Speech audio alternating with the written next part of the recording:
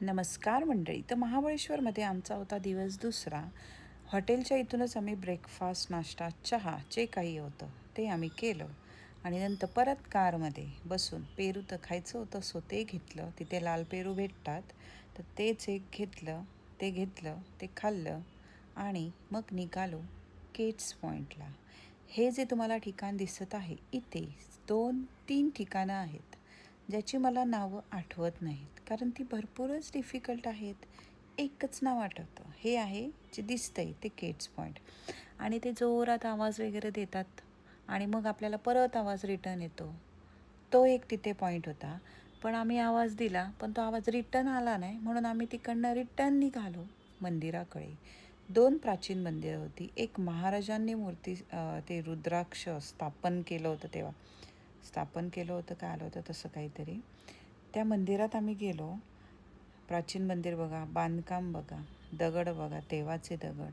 1600 कितीतरी साली हा मंदिर महाराजांच्या काळातला आहे. सो तिकडनं आम्ही निघालो दुसऱ्या मंदिराकडे. प्राचीन मंदिर आहे हे. जे मंदिर दिसतंय इथे गायत्री नदी, वेणा नदी असे 3 नदींचा इथे उगम झाला होता.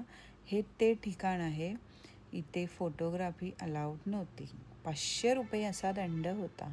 सो मी लपून छपून व्हिडिओ घेतलेल्या आहेत. या छोट्या छोट्या ज्या तुम्हाला क्लिप्स दिसत आहेत त्या मी घाबरून काळजावर दगड ठेवून घेतलेल्या आहेत. सो तुम्ही बघा.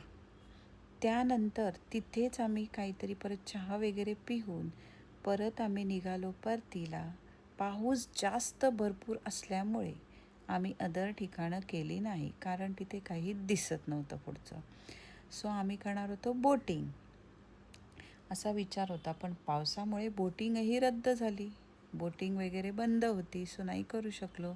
नंतर आम्ही तिथे भूक लागली होती. तिकडे जेवण वगैरे ठीकठाक होतं.